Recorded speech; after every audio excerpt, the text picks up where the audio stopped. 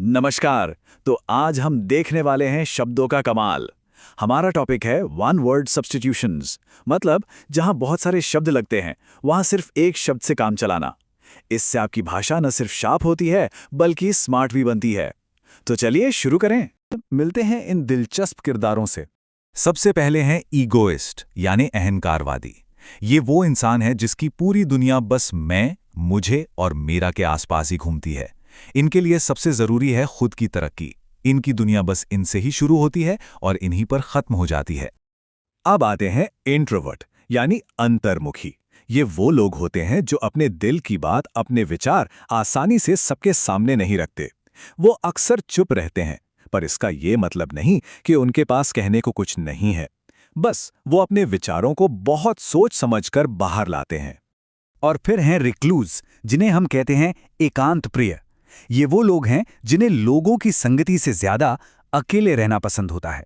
वो जानबूझकर social gathering से दूर रहते हैं और अपनी ही छोटी सी दुनिया में खुश रहते हैं।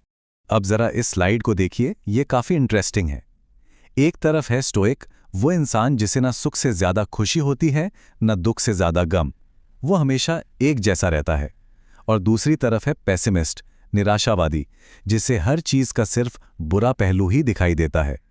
दोनों का दुनिया को देखने का नजरिया बिल्कुल अलग है ना?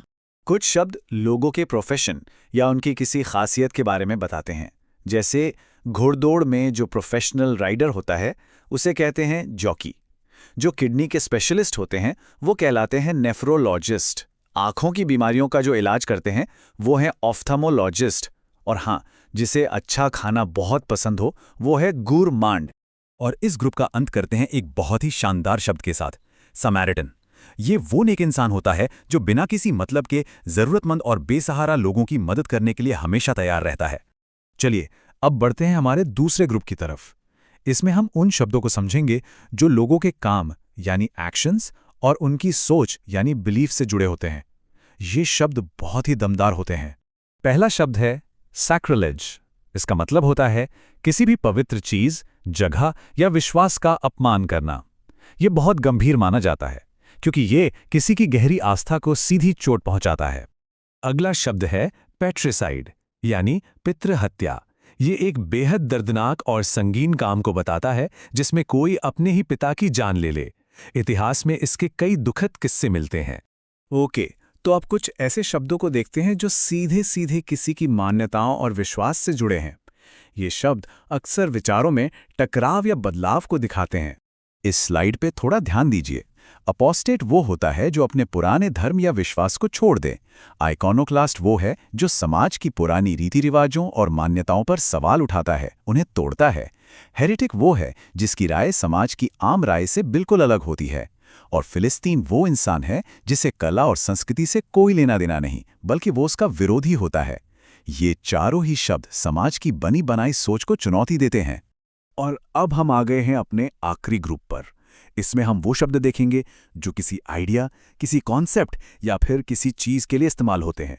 चलिए इन्हें भी फटाफट समझ लेते हैं। जेनेसिस, इसका मतलब है किसी भी चीज की शुरुआत, उसका जन्म, उसकी जड़, किसी भी कहानी का स्टार्टिंग पॉइंट। जैसे हम कह सकते हैं कि इस ब्रह्मांड का जेनेसिस बिग बैंग से हुआ। आर्काइव्स, आपने ये शब्द जरूर सुना होगा। ये उस जगह को कहते हैं जहां जरूरी सरकारी और ऐतिहासिक दस्तावेजों को बहुत सहेज कर रखा जाता है। ये आप कह सकते हैं कि किसी भी देश के इतिहास का खजाना होता है। ये स्लाइड ना एक तरह से एक कहानी बताती है, एक आइडिया के जीवन की। जेनेसिस, जब वो इसकी शुरुआत होती है। होमोजीनियस, जब वो अपने जैसे दूसरे विचारों से मिलता जुलता है। वर्सेटाइल, जब वो आइडिया इतना कमाल का हो कि हर सिचुएशन में फिट हो जाए। और आखिर में ऑब्सोलीट, जब वो पुराना हो जाता है और उसका इस्तेमाल बंद हो जाता है। वीनियल, ये बहुत ही काम का शब्द है। इसका मतलब है कोई छोटी मोटी गलती जिसे आसानी से माफ किया जा सके, कोई ऐसी भूल जो बहुत बड़ी ना हो। और हमारा आखिरी शब्द है इलेजिबल। इसका सीधा सा मतलब है कोई ऐसी लिखावट जिसे पढ़ा ही ना जा सके। अरे मजाक में लोग अक्सर डॉक्टर्स की हैंडराइटिंग को इलेजिबल कहते हैं। तो ये थी हमारी आज की दिमागी कसरत। उम्मीद है आपको मजा आया होगा। अब बारी है एक आखिरी चैलेंज की, एक छोटा सा रिव्यू, ताकि ये सारे शब्द दिमाग में पक्के हो जाएं। तो आज हमने शब्दों को 3 स्मार्ट ग्रुप्स में सीखा। पहला पर्सनैलिटीज यानी लोगों के स्वभाव से जुड़े शब्द, दूसरा एक्शंस एंड बिलीव्स यानी काम और विश्वास से जुड़े शब्द, और तीसरा आइडियाज एंड ऑब्जेक्ट्स यानी विचारों और चीजों से जुड़े शब्द। यकीन मानिए, इस तरह से सीखना हमेशा ज्यादा असरदार होता है। तो अब आखिरी और सबसे जरूरी सवाल, आज जो इतने सारे नए शब्द सीखे हैं उनमें से कौन सा शब्द आप आज अपनी बातचीत में इस्तेमाल करने वाले हैं? क्योंकि देखिए, ज्ञान को जब तक इस्तेमाल ना किया जाए उसका असली मजा नहीं आता। सोचिए और कमेंट्स में जरूर बताइएगा।